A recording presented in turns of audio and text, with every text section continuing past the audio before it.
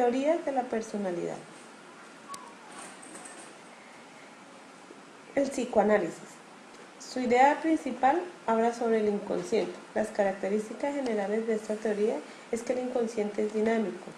Es el concepto de Freud, donde posee motivaciones o fuerzas capaces de influir en los comportamientos. El inconsciente está compuesto por deseos sexuales. Según Carl Jung, el inconsciente no es primordialmente sexual, sino motivaciones más generales y contenidos espirituales. Esto nos lo dice más adelante en su teoría propia. Postulados. La personalidad está influida por determinantes inconscientes. El inconsciente es dinámico o motivacional, que es el mismo conflicto con la conciencia, y el inconsciente se origina de las experiencias tempranas.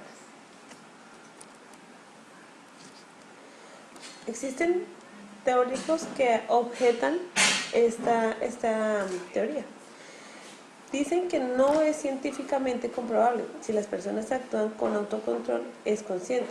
Si actúan negativamente, lo hacen de forma inconsciente. No se ha especificado las definiciones operacionales. Y en el siglo XX se ha vuelto una teoría popular por el detrimento de la religión. Niveles de conciencia. Los niveles de conciencia hablan del consciente, que es superficial, que son las experiencias a las cuales no nos damos cuenta. El preconsciente, que no nos percatamos, pero pertenecen a alguno de nuestros recuerdos. También habla del inconsciente, que está escondido y no pertenece a ninguno de los recuerdos. Es un material reprimido, pero que de una u otra forma es la que va a ejercer muchos comportamientos de nuestra personalidad. La estructura de la personalidad se fundamenta en el ello, en el yo y en el superyo. En el ello habla que es primitivo, fuente de impulsos, inconsciente, es desde el nacimiento, funciona por medio del placer. El yo es la parte racional y competente de la personalidad, la estructura más consciente. Y el superyo son las reglas sociales que se interiorizan para poder destacarnos o actuar frente a la sociedad. También nos habla de los instintos de la vida y la muerte. Nos describe el eros y el thana. Y las características de estos instintos son fuente, ímpetu, finalidad y objeto. En el desarrollo de la personalidad, Freud habla de una fase oral, una fase anal, una fase fálica, entre otras. La fase oral es de 0 a 12 meses, que es el destete. La fase anal es de 1 a 3 años, que es el entrenamiento de esfínteres. Y la fase fálica, que es de 3 a 5 años, que habla sobre la masturbación, el complejo de Edipo y el complejo de Electra.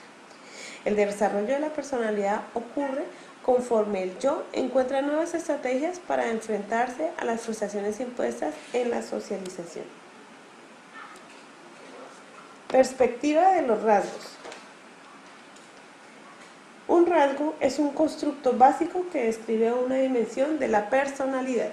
Se puede estudiar y se divide en ideografía, que son los rasgos individuales, y nomotéticos, que son los rasgos comunes. Sus principales exponentes, Cattell y Alpert.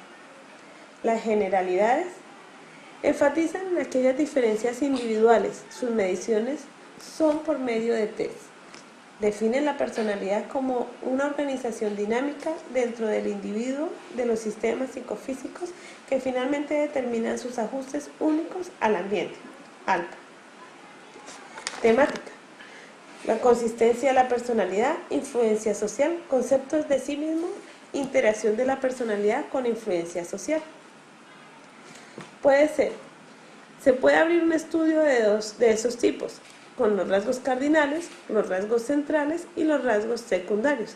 Castell definió la personalidad como lo que permite una reducción de lo que hará una persona en una situación dada. Desarrolló gran número de test de personalidad. Perspectiva conductista. Su principal exponente, Skinner, afirma que el comportamiento individual lo determina el medio ambiente. Conducta operante. Seleccionada por medio del ambiente. Se selecciona y se especifica dependiendo del ambiente. Las conductas por medio de reforzamientos y eliminación por castigo o extinción. Se puede construir nuevas conductas por medio de un moldeamiento. El aprendizaje discriminativo. Conductas de bajo control, estímulos ambientales. Su modelo sugiere intervenciones en personas con trastornos o discapacidades en su desarrollo, pero también intervino en la educación para los niños normales. Complemento de la técnica de Skinner. Aproximación conductual de la personalidad. El repertorio de los comportamientos básicos son emocional, que es motivacional, lenguaje cognitivo, sensomotor. El aprendizaje afectivo hace ajustes al psicológico y la persona es aprendida no innata. Esto quiere decir que la persona se va estructurando con el aprendizaje y no nace estructurada. La perspectiva humanista se centra en los aspectos superiores y avanzados sanos como creatividad y tolerancia. Valora las experiencias subjetivas del individuo, que son experiencias emocionales. Su énfasis es el presente. Cada individuo es responsable de los resultados de su propia vida y su aplicación va hacia el mejoramiento de la condición humana. Carl Rogers. No se centra en las diferencias individuales. El pensamiento y el sentimiento puede ser obstaculizado cuando se aceptan los mensajes de otros. La aproximación centrada en la persona, las implicaciones para el mejoramiento de la sociedad. No considera factores biológicos. Los niños se alejan de sus fuerzas y se desarrollan en condiciones de valía, y la gente puede cambiar también en la vida adulta.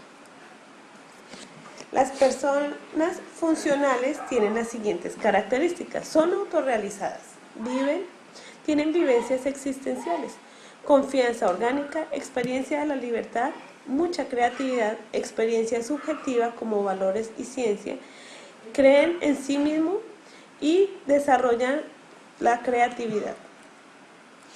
Maslow dice que las personas desarrollan sus potenciales únicos al satisfacer las jerarquías de las necesidades.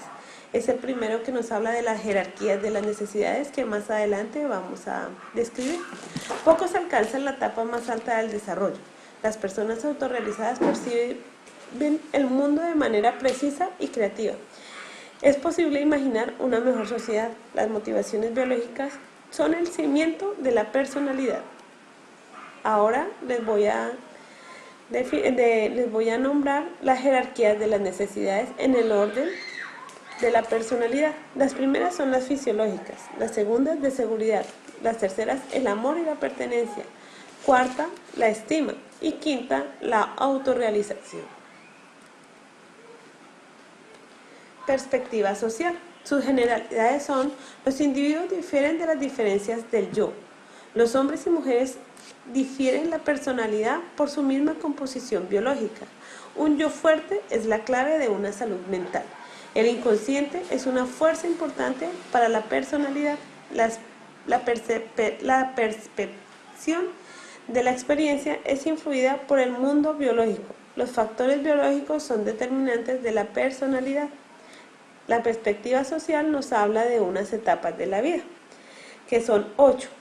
Las tenemos: la primera, confianza versus desconfianza; segundo, autonomía versus vergüenza y duda; tercero, iniciativa versus culpa; cuarto, laboriosidad versus inferioridad; quinta, identidad versus confusión; sexta, intimidad versus aislamiento; séptima, generatividad versus estancamiento; y octava, integridad versus desesperanza. Y así encontramos las 5 primeras perspectivas de las teorías de la personalidad. Muchas gracias por su atención.